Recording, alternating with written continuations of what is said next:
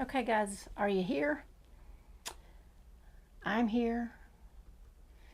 Let me make sure. Let me get my little chat window open. See if you're here. Okay, yes. Okay, you have all migrated across. Thank you. You've chased me across the land to find me where I went to. Okay, more technical things that I can't really explain because we have such a good signal here, so I'm not sure what's going on. All right, so I'm going to jump into things and we won't belabor this too much. Let me do it this way. Very good. All right, so we're working with this little peony, and I've actually got a small sheet of paper here, and what I thought that I would do, you do not have to do this, I'm just doing this. I was going to turn this into like a little card, and so I'm just folding my watercolor paper. Again, I'm using Arches 140-pound paper, and that way I've got a little card here, and I think the way that I want to paint the peony, it's kind of horizontal, so I'm going to just do my card so that it opens this way, and then I'm, painting right here on the top. So I'm just going to put my little card here. And another thing that I have done with, another thing that I have brought with me, some of my members, you might be out there, I'm probably going to use some wax with what I'm doing tonight. If you don't have wax, that's totally fine. You do not have to use wax. I'm just kind of throwing out some things that I wanted to play with. But if you've got some watercolor pencils or just anything that's mark making, I've actually got, what have I got here? I do have my wax here. I use this a good bit. These are some, let me get myself in here. Maybe that'll be better. Okay, so I've got some ink tints blocks. If you've ever tried any of those, Derwent makes these. They're kind of like watercolor pencils, but they're like little blocks of. They kind of look like little blocks of pastel or something like that, but it's watercolor compressed in a stick, and you can use it. So I'm just going to put these out. I don't know. I may use those. I've got my wax here, and so I'm just taping my little page down.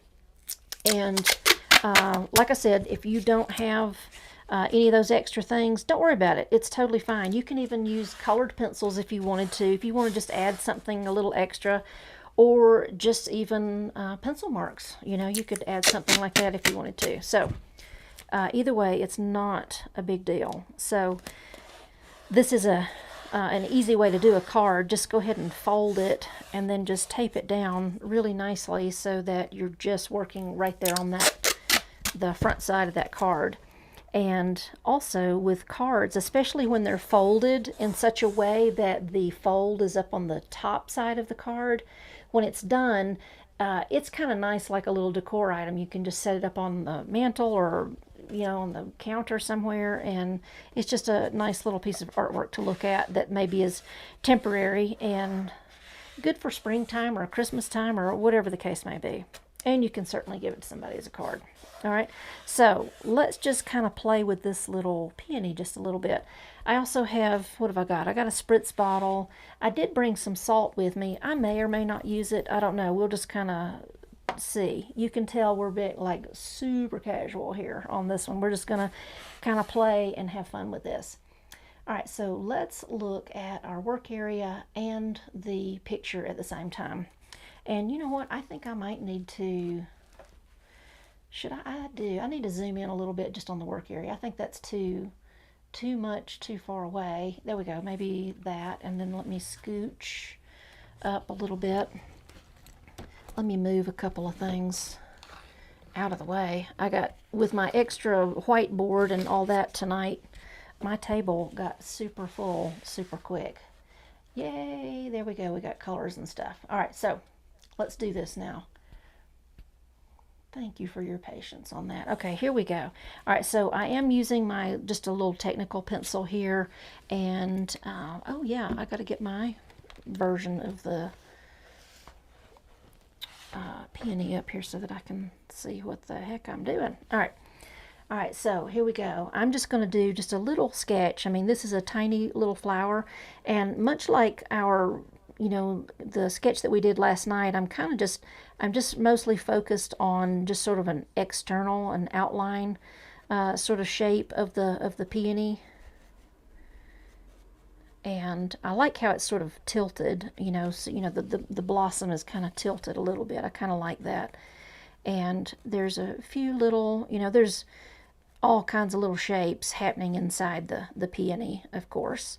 But I'm not going to overly worry myself over trying to capture each one. I'm just sort of grabbing a little bit of this and maybe a little bit of that, and just keeping it simple. Let me show you. I'm going to hold up this sketch so that you can see it a little bit more clearly from where you are. After I get it out from under my computer. All right. Here's the little peony sketch. Just really simple. Just not even it is kind of an outline of it, but without going really crazy. And you notice I didn't even really draw any of the, the leaves and all that kind of stuff. I think I'm going to do something totally different with the background, just to kind of mix it up, keep it interesting. I might add some greens, but I kind of want to, I'm envisioning maybe making a really bright purple background with this peony, okay? All right, so I'm going to start with just some clear water right on my peony. And I know that this peony is pink, but I'm going to play with the color a little bit. Mine will be pink too, but I think I'm going to have some lighter spots in it. That's one of the greatest things about being an artist, is that you just can kind of decide you can just do it like you want to. All right, so I'm using Opera Rose, Opera Pink, either of those that you might have. It's a nice, bright, vivid pink, kind of transparent. And I'm just going to come in here and get that into the flower and sort of let it just migrate into that wet area just a little bit if it chooses to. I'm just going to kind of let it do what it wants to do. I'm just using a little bit of a damp brush just to kind of smooth out. I've got some little chunks of pink were in there. While that's wet, I'm going to get into my, what am I going to get? I've got some color here called Green Appetite Genuine. It's a Daniel Smith color, and it's just some nice greens. I'm just going to kind of work it in here, kind of with some of these shapes where the leaves are. And I want to not come into the right at the very tips of my flower, because I don't want these colors to mingle too much. I want it to be even darker in the corner over here. This is some of my what was this, my undersea green. And again, you might not have these exact colors, that it's fine, just a dark green. I've just went with a pink, sort of a medium green, and now a dark green. Just keeping it really loose. Allowing some of this to kind of run and flow together is okay. I don't mind that at all. And I might even put just a little bit of salt right here on my peony, just to kind of give a little sparkle. That'll make some little, if you've not used salt before, it'll kind of push the paint away and make little tiny little starburst sort of effects in there. All right, let's see. What else can I do? I know. I'm going to use some of my, oops, I'm so sorry. I didn't realize that was down so far. I hope that you were able to kind of pick up on what I did there. I've just been adding some greens and leaf shapes at the bottom. This is some of my Quin Gold. Let me get it up here so that you can see what the color looks like. I think my table's too little for everything that I brought with me tonight. All right, so here's my Quin Gold. And this is also a Daniel Smith color. And I like it because it's just a beautiful color, but it also has this natural tendency to sort of push a darker color away, push any color away, but it definitely pushes a darker color away, and just has a nice look to it. I really like the way that it just mingles and creates some depth. I like that. I think I'll experiment with a little bit of my ultramarine blue. I'm getting some of that up here. I just want some of that ultramarine blue. I'll try to keep moving my palette in accordance with whatever color I'm using. So this is my ultramarine blue. kind of like the idea of maybe adding some of that down here in this corner, just getting that even darker. Okay, I think I don't want to overwork. I don't want to blend any of those colors together. I want them to just kind of mingle and do what they do. But everything's a little bit too wet for me to kind of keep working, so I'm going to dry what I have right here, and I'm going to mute the sound.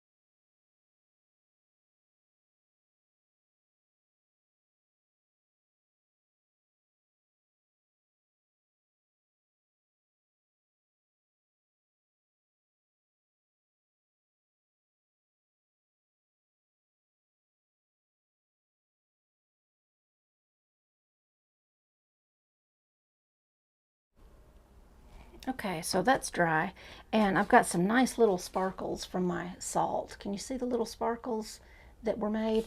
I'm going to rub all that loose salt, or get that out of there and get that off and out of the way. But look at that wonderful little sparkle that it made. I love that little texture. I think it's just, it's really natural, organic looking to me. I just enjoy it. So I am going to use, I'm going to use some wax that I have here.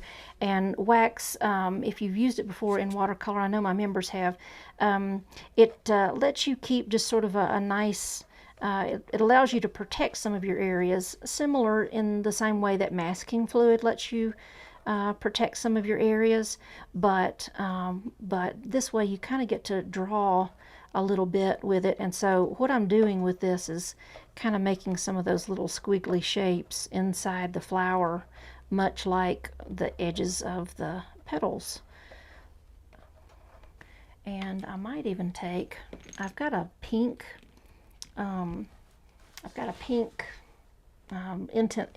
ink tints block that I might use here in just a little bit. But before I do, I've kind of got that ink in there, excuse me, the wax in there. And so I'm going to mix up a little bit more of my pink, but this time I'm going to go a little bit darker. And I'm starting out with my Opera Rose, and I'm going to get just a tiny little bit of my violet. I've got some dioxazine violet here on my palette, and all I'm doing is just making a darker pink. And notice I didn't use green in my pink. Sometimes you use green, you know, to deepen a red, but I don't want to turn it brown. It would kind of get a little bit, it would lose that nice vibrant tone. All right, so I'm looking at my reference photo and looking for areas in the flower that need to be a little bit darker. And as I'm sort of painting around a little bit, I will notice that the wax is resisting and not allowing me to make, you know, paint marks everywhere. And so that kind of gives me a little extra, just a little extra visual texture there that's really nice. And there's some of that pink that's sort of showing up. Just staying really loose with it. See how the wax resist allowed me to almost kind of create this illusion of shapes in here just by resist.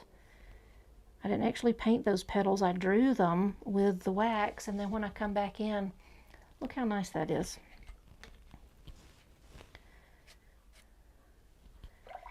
I think I'll do the same thing in the leaves. I'm going to take some of the wax and go over some of the leaves, the leafy shapes.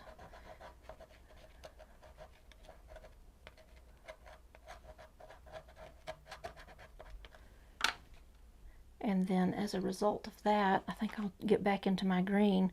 Notice that when I'm adding a wax, I want to come back in with a darker color to kind of go around it, because that's what shows off the wax resist.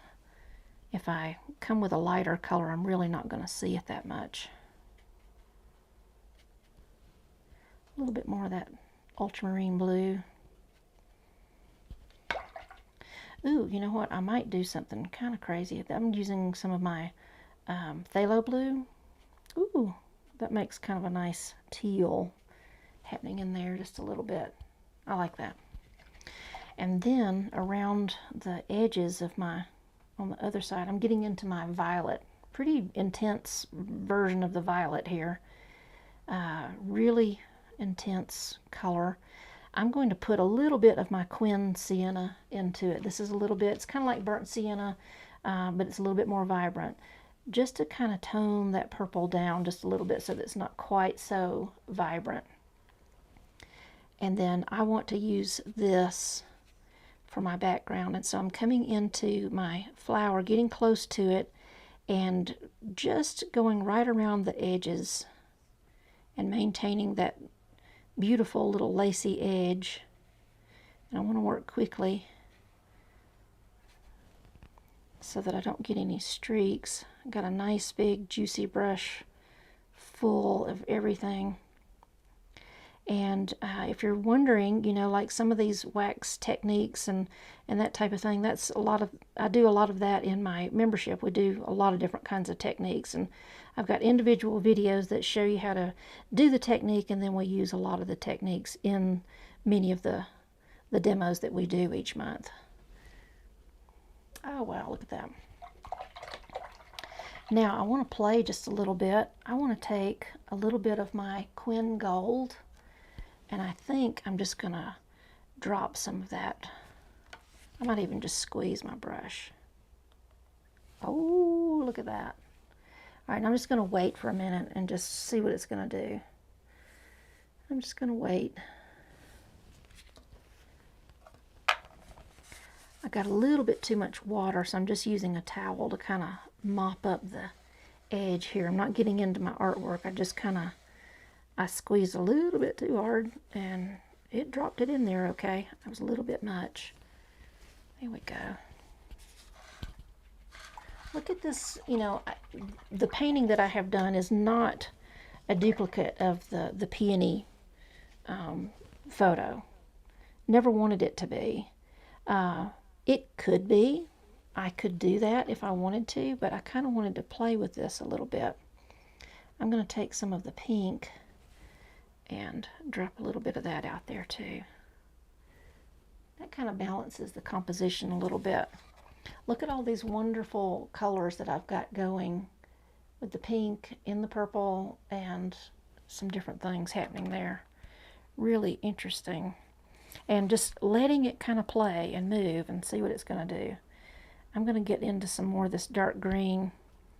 Really come in here and sort of add just a little bit more dark in here in a couple of places.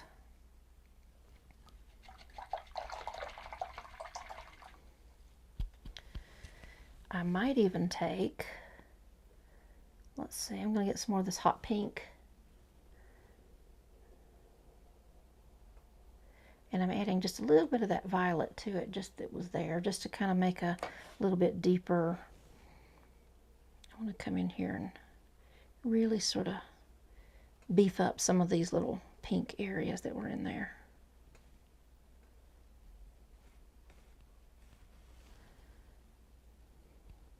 Like that.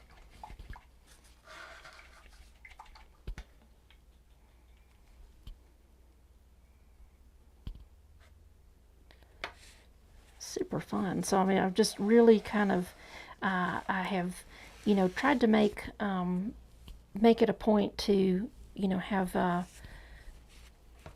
the flower in place, but you know, I kind of had a little structure there, a little bit of a drawing there for some structure, but then I'm coming in with brushwork and letting the pigment run and move and kind of do what it wants to do, just for something a little bit different. Okay, I've got this hot pink ink tints block. If you've ever used these, you can use them in different ways. You can write on dry paper with them and then come back with some water. It acts a lot like a watercolor pencil, but I kind of like to take the block and I'm actually dipping it, you can't really see it, but I'm dipping it in some water and then also working it into the dry paper over here, or excuse me, working it into the wet paper, just to get some interesting little scrubbed marks. And these colors are very opaque. They'll just lay right on the top of other colors that are there. And I'm just playing with it, just adding a few little marks here and there. And I can even come in with my brush, sort of move them around. Once you make a mark with them, the marks don't really move, but you can wet them and kind of ooze them around just a little bit. All right, I'm going to dry what I have right now just so that I can see if I might want to add something else to it. Oh, Kathy is asking, is your wax a candle and how does that compare to a white crayon? It's a great question, Kathy. Kathy, these are wax crayons that I make out of paraffin, and I use these in the membership a lot. I teach everybody how to make these, but the wax, it's really pure and it gives you a nice resist. If you try to use a white crayon, it does work, not as well as paraffin, but it's Gulf wax, just like the canning stuff. So if you ever want to just go buy some Gulf wax and tear off a block, you can. But I show my folks how to make little little crayons out of them, so that it's a little bit easier to use. But it is paraffin. All right, so I'm going to go ahead and dry this, and I'll mute while I'm doing that.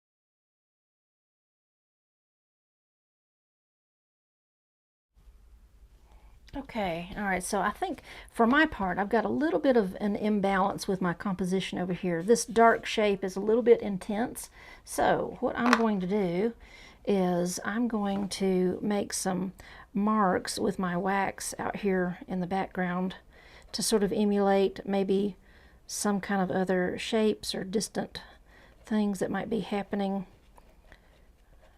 just like little leafy shapes, you know, that kind of a thing, so that they're there. And then that allows me to come back in here with some more dark violet. Get just a little bit more water. There we go. And then when I come through with that,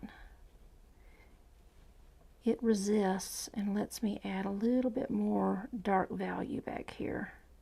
And one of the great things about the wax resist too is that when you, especially when you heat it, it just melts right into the paper, and it's completely inert and acid free and all those things, and doesn't turn into like, it's not like mixed media or anything like that. It's just, it disappears into the paper and you just had some resist.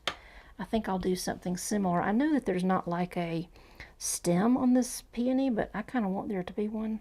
And so I'm going to make one and like maybe some other little things happening. And that lets me come back in with a darker green and go around that resist. One of the things, if you try to use candle wax, it's got so many odd fillers and different things in it that you never know exactly what was in there. And then you've added weird things to your painting, and that may or may not always be a good thing. I'm going to take some of my Hansa yellow. I just want to see some yellow next to that purple. Yay. Okay, all right, I'm going to draw what I've got here.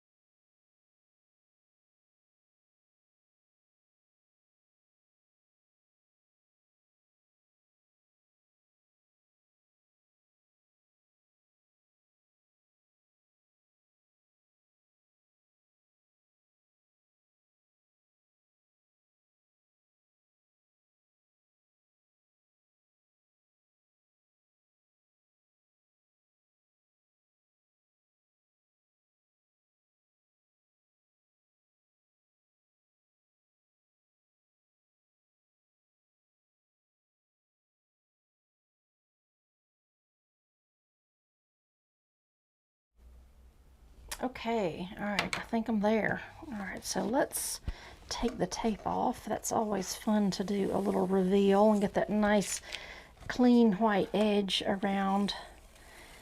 And what a nice little card. You can do things like this for, any occasion, obviously, but it's fun to do things that are springtime or even Christmas, fall themed, whatever the case may be.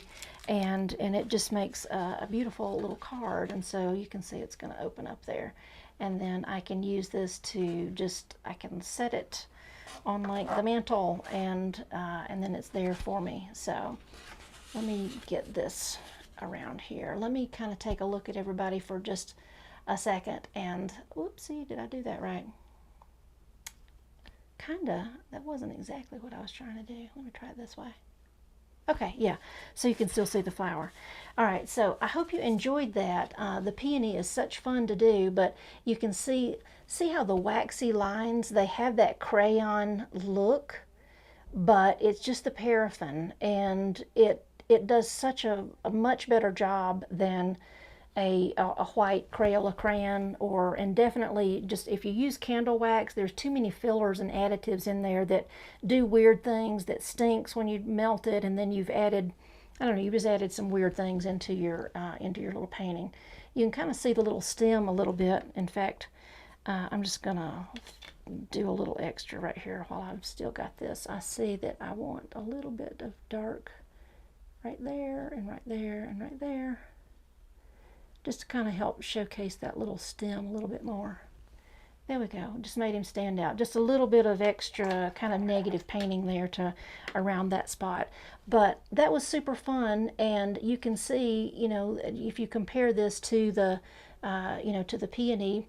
Let me kind of get both of them side by side here, kind of side by side. We just use the peony as a guide. It was just there to kind of inform our decision making, inform our shapes and our colors and values and everything like that. So I hope that you enjoyed that. I hope you've enjoyed the entire week.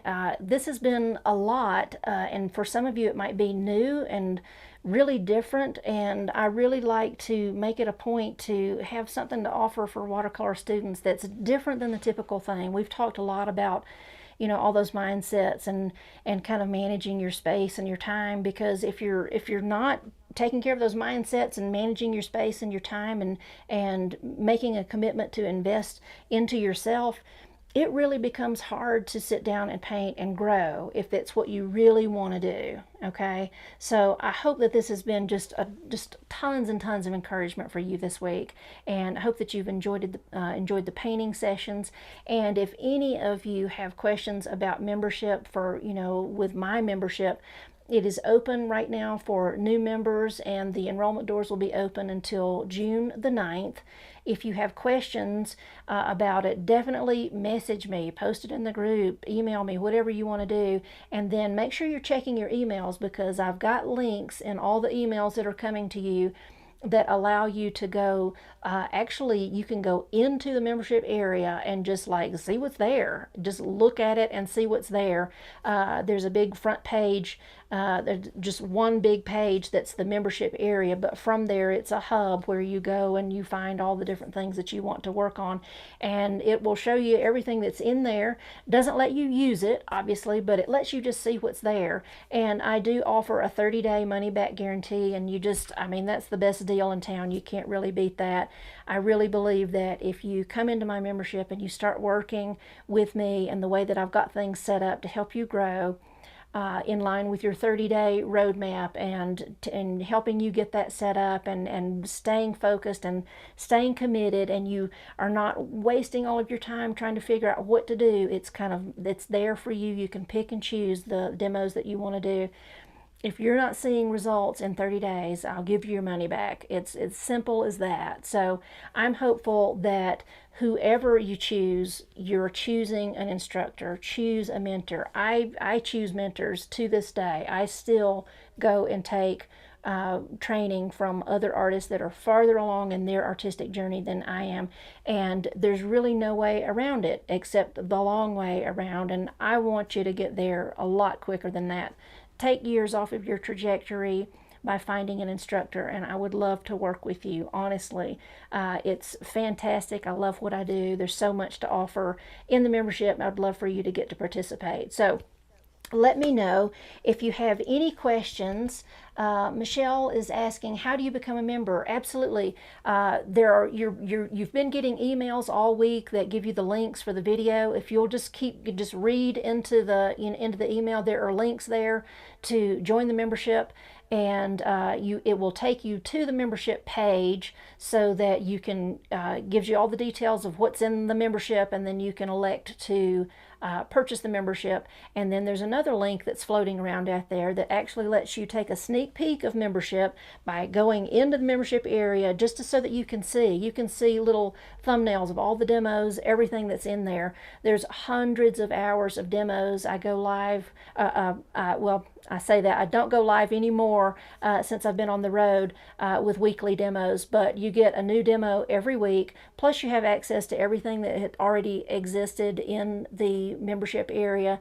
There's tons of training videos, and I have a big section of training videos that's under construction right now that is helping members in 5 different areas with color, brushwork, visual texture. There's several different things in there, so that when you're stuck on, maybe you're having trouble with water balance or something like that, there's going to be a video in there that works you through water balance. And then we're talking about all these things every time we sit down and do a demo together. We're talking about the composition, we're talking about the values, we're talking about how to draw it, we're talking about everything, all the colors that are being mixed, everything that goes into making that demo possible. You're getting everything, you're getting all of that. So lots of things going on, but you can definitely go in there, check your emails, and I will be posting. There's more links coming, but you just sign up for it. Let's see, Kathy says, great sessions. You're very generous with your knowledge and enthusiasm. Thank you. Thank you so much, Kathy. I love what I do. I am a painter, and I want everybody to be a painter. And so if I know that you're out there and you're everybody that's here, everybody that has taken this training, you have been working on building your craft to some degree, and it's my hope that you've kind of reached this point where you see the value of what it is that you do, and that it is important that you continue to thrive and grow and get better. And so make sure you're investing in yourself. Get to the next level. Don't try to reinvent the wheel. Work with somebody that can help you really get there. Honestly, really, really get there. Awesome. Thank you so much, Kathy. I really appreciate that. Let's see. Do I have any? Lots of thanks and everything. Awesome. Thank you, Robin. I appreciate it. Nancy, thank you. I'm so glad that you enjoyed it. Tia, hey, Tia, I'm so glad that you were here. Michelle, thank you. Thank you. You're very welcome. I appreciate you being here. Christy, another great lesson. Thank you so much, Christy. I appreciate that. Elizabeth says, thank you for a great week. Appreciate your time and all that you've shared. Thank you so much, Elizabeth. You guys have had to give your time too, and I really appreciate you being here. It lets me know that you are interested and you're wanting to get better at what you do. Thank you, Tanya. Tanya says thank you, and also that she recommends Jill's membership. Thank you so much, Tanya. I appreciate that. I really, really do. Evelyn, thank you. I'm so glad that you have enjoyed everything for all the week, and thank you. That's very sweet. I appreciate that. Kathy, oh yes, love the dark purple background. Yes, on our demo tonight. Awesome. Absolutely. Thank you. Let's see what I've got.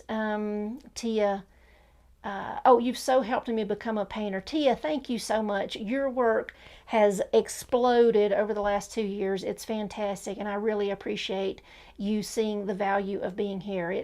I know it has made a difference for you. Thank you so much. Thank you so much, guys, everybody. I don't want to keep you too much longer. If you have any questions whatsoever about membership, the membership doors are for right now. I do this 4 times a year. So for May got started a little bit late because we were traveling to Wyoming. It should have been a little bit earlier in May, but it was kind of like right here at the end of May. So the enrollment doors are going to be open through June 9th. Okay. So you've got that much time to figure it out, think about what you want to do, make sure that you're ready to go to the next level, because we can definitely go there. And check your emails, all those kinds of things. You got links to either join the membership or go take a look at the membership. I do have a 30-day money-back guarantee. Message me with any question that you have.